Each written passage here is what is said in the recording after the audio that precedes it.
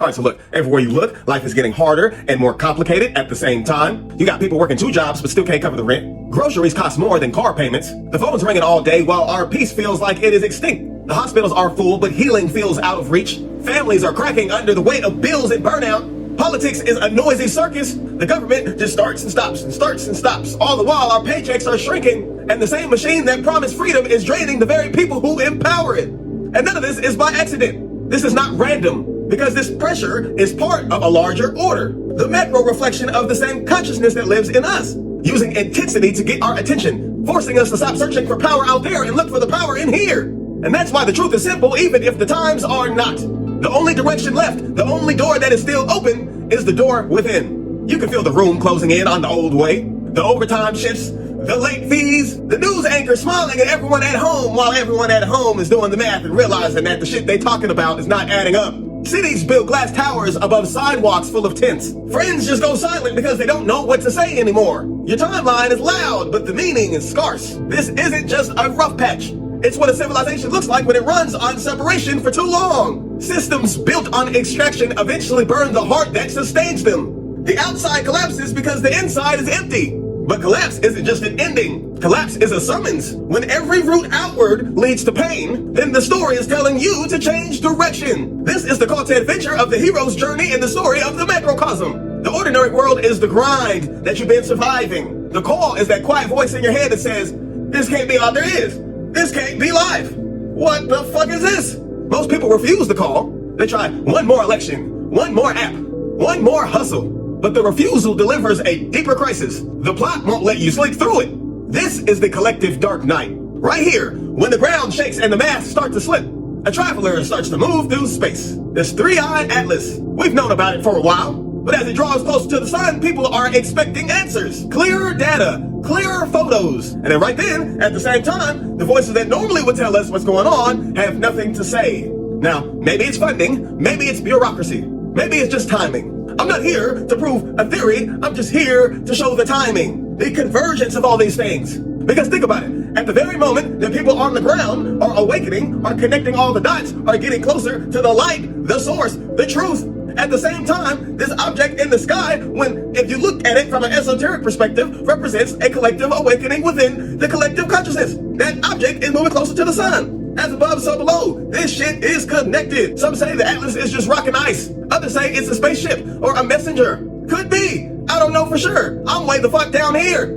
I don't have no damn telescope in my backyard. What I do know is that this convergence is not coincidence. The way that we interpret the sky reveals what's happening within us. To the physical eye, maybe it's just a rock. To the fearful eye, maybe it's a threat, an invasion. But to the awakened eye, it's a mirror. As above, so below. That's not just a cool quote to say. It's actually universal law. The traveler in the sky and the traveler in your chest are on the same fucking journey.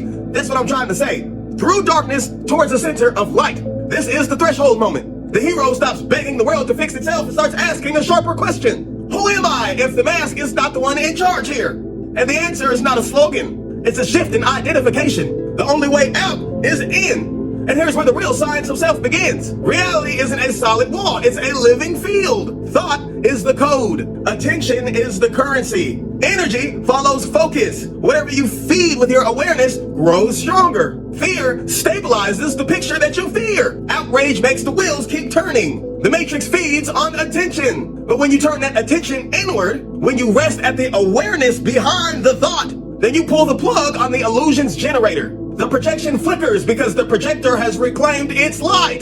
To understand this, you have to understand universal law, the mechanics of consciousness itself. Mentalism says that everything begins in the mind. The universe is mental and thought is the first motion of creation. The law of correspondence says what's above is reflected below. What's inside is reflected outside. Your world is a mirror of your state of consciousness. The law of cause and effect says that nothing happens to you by chance. Every action, every thought has a consequence in the field. The law of rhythm says that all things rise and fall. Breathe in and breathe out. Recognize the swing that keeps you balanced in motion. The law of polarity says that opposites are the same energy expressed at different degrees. Mastering polarity turns conflict into power. The law of gender says that masculine and feminine principles exist in all things. It's the force that initiates and the force that receives. These aren't myths. These are the physics of consciousness. Once you know this, then you stop being a victim of cycles and start steering them. You're not just surviving inside the system anymore. You're understanding and seeing how the system itself functions. You're not a follower now.